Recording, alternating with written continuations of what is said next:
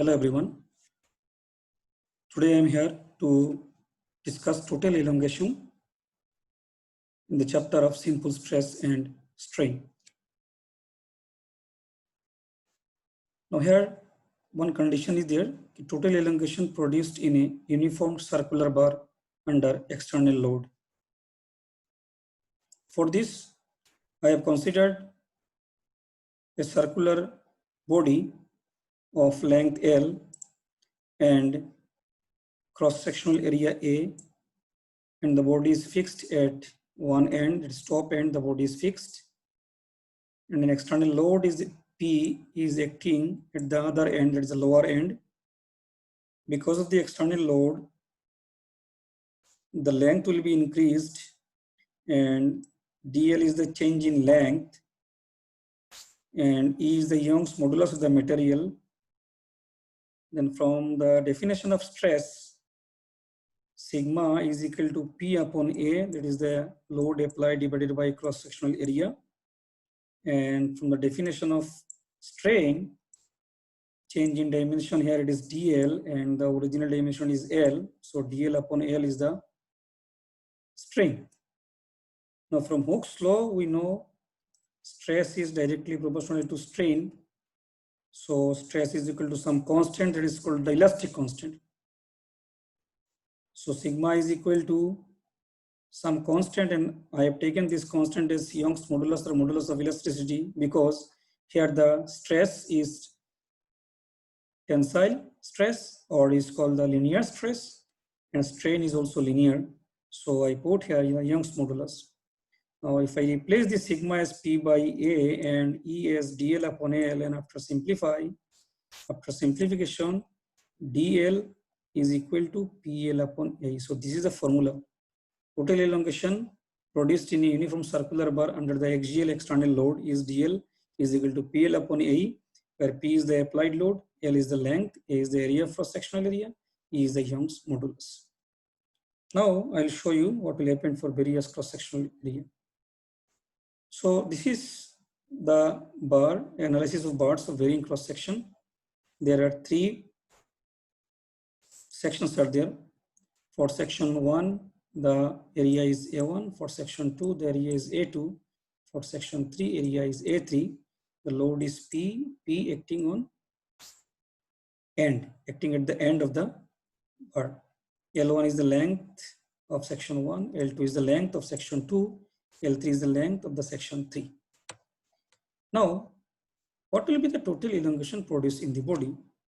So if E1, E2, E3 are the Young's modulus or modulus of elasticity of the section 1, 2, and 3, and since only one load is acting, hence all the section will be in equilibrium under the load P. So from the formula PL upon AE, PL upon AE is the elongation produced in a uniform bar. So I will use this formula for the section 1, 2, and 3. So dl1 is PL1 divided by A1E1, dl2 is equal to PL2 divided by A2E2, dl3 is equal to PL3 divided by A3. The P is common because P is only one load is there. Now total elongation, what will be the total elongation? Is nothing but the summation of all these dl1, dl2, dl3. So if I add this dl1, dl2, dl3 and put the values of dl1, dl2, dl3, then I get dl is equal to P common L1 divided by A1E1 plus L2 divided by A2E2 plus L3 divided by A3E3. So this is the equation in case of varying sections. Now here only one load is there. Now I'll show you if the loads, different loads are acting on a body of different cross section, then what will happen? Or different section or same cross section, then what will happen? Then we'll use the principle of superposition. Then what is the principle of superposition? See, principle of superposition, when a number of loads are acting on a body, and if the body consists of number of sections, then the resulting total elongation will be the algebraic sum of elongation caused by individual loads. Very simple. Suppose there is a body and different cross section of the body, and the loads are different, acting in different directions, compressive, tensile, then total elongation induced in the body will be the sum of the elongation produced by each individual loads. Now to illustrate this principle of superposition, or to make it better understand, I am just taking one example. one problem I have taken. So the problem is a brass bar having uniform cross-sectional area 100 millimeter square is subjected to an axial force shown in figure. Find the total elongation of the bar if E is 10 to the power 5 Newton per millimeter square. So see, there are three sections: section 1, section 2, section 3. Length of section 1 is 500 millimeter, section 2 is 1 meter, section 3 is 1.5 meter. Then load is given 50 kilonewton, 80 kilonewton, 20 kilonewton, and 10 kilonewton. In this type of problem, first you have to see whether the forces are balanced or not. Here 50, 20, 10 having same direction, total is 80, and this 80 is in opposite direction. So these forces are balanced, so we can proceed further. If the forces are not balanced, then you have to make the forces in balanced. So forces are balanced, so what is the formula? Total elongation, the formula is elongation in section 1 plus elongation in section 2 plus elongation in section 3. Then DL is equal to DL1 plus DL2 plus DL3. DL1 is the elongation in section 1, DL2 is the elongation in section 2, DL3 is the elongation in section 3. If we add these three, we will get the final total elongation. Then what is DL1? We know the formula for elongation produced in a uniform bar is PL upon AE. So if I put here the values of DL1 is equal to P1L1 by AE, DL2 is equal to P2L2 by AE, DL3 is equal to P3L3 by AE. And L1 is 500 millimeter, L2 is 1000 millimeter, L3 is 1500 millimeter. I have taken this millimeter also, because you see, look at this problem. Area is given millimeter square, E is given in millimeter square. So I convert this length in millimeter. So the answer that will come, DL, that will be in millimeter. Then what are these P1, P2, P3? P1, P2, P3 are the equilibrium force for the section 1 and 2.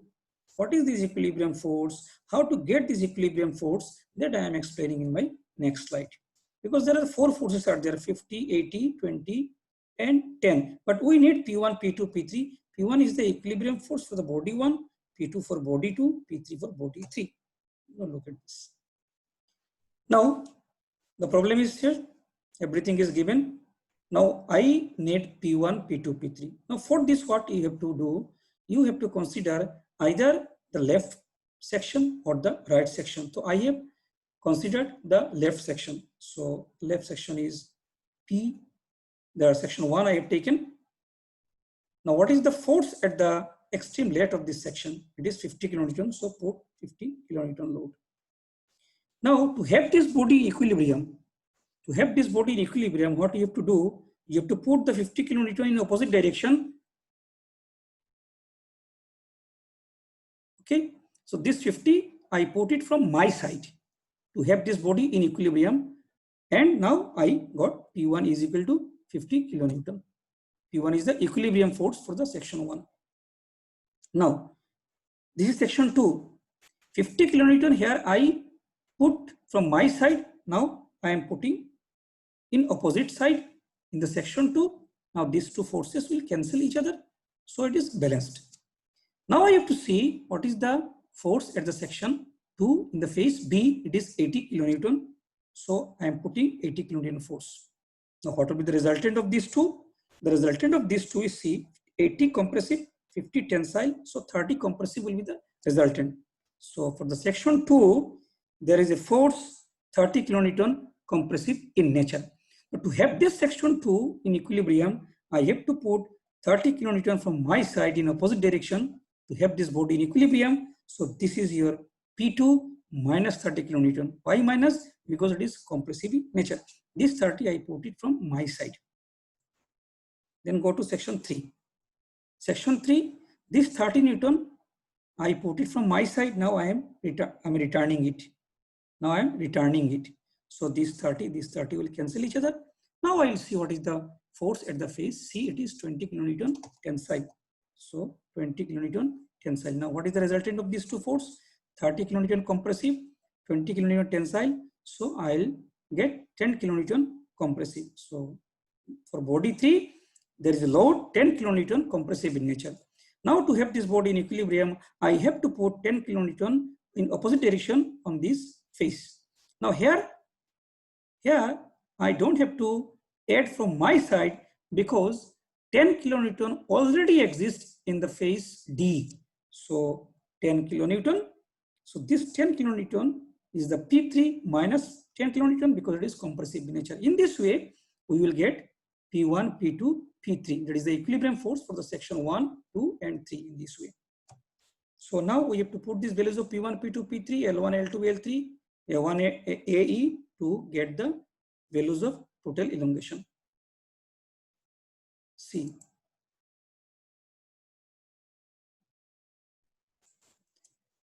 DL is equal to DL1 plus DL2 plus DL3.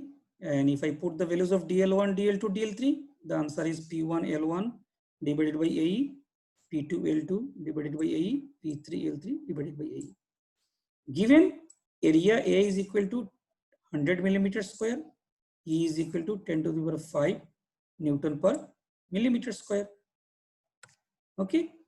Now, DL is equal to DL1 plus DL2 plus DL3, and ultimately if I take common 1 by AE, so I am getting 1 by AE into P1L1 plus P2L2 plus P3L3. So DL is equal to 1 upon AE, P1L1 plus P2L2 plus P3L3. Now I am putting the values of A and E. A is 100 millimeter square, E is 10 to the power 5. So write it 10 to the power 5. 10 to the power 5. And this is P1, 50 kilonewton. So 15 to 10 to the power 3 multiplied by L1, 500 millimeter. This is P2 minus 30 kilonewton, 30 into 10 to the power 3. L2 is 1000 millimeter. And this is P3 minus 10 kilonewton. So 10 into 10 to the power 3. L3 is 1500 millimeter. Okay. Now here again 10 into 10 to the power 6. So this is 10 to the power 6, not 106, 10 to the power 6. 10 into 10 to the power 6. And see here 10 to the power 3, 110, 210, 310. So 10 to the power 6. 5 multiplied by 5 is 25. Minus 30, 10 to the power 3. 1, 2, 3. So 10 to the power 6 minus 13 10 to the power 6 minus 30 multiplied by 10 to the power 6. Here it is 10 to the power 3, 4, 5, 6. So 10 to the power 6 and 15 remains. So 15 into 10 to the power 6. So 10 to the power 6, 10 to the power 6, 10 to the power 6. It will take out outside. You will take it outside and it will common. And this 10 to the power 6 and this 10 to the power 6 will cancel out. So ultimately we will have 1 upon 10 into 25 minus 30 minus 15. 25 minus 30 minus 15. So it is minus 20 by 10. So it is minus 2 millimeters. So the total elongation produced in the bar is minus 2 millimeters. Means because of these forces, the body is compressed, not elongated. Because DL is coming negative, the conclusion is DL is coming negative. The negative because the material or the body becomes compressed because of these 4 forces. So with this, I have completed this topic of total elongation. If you find my video good, please share it and like it. If you have any queries, you can contact me at my mail ID is there. Thank you very much.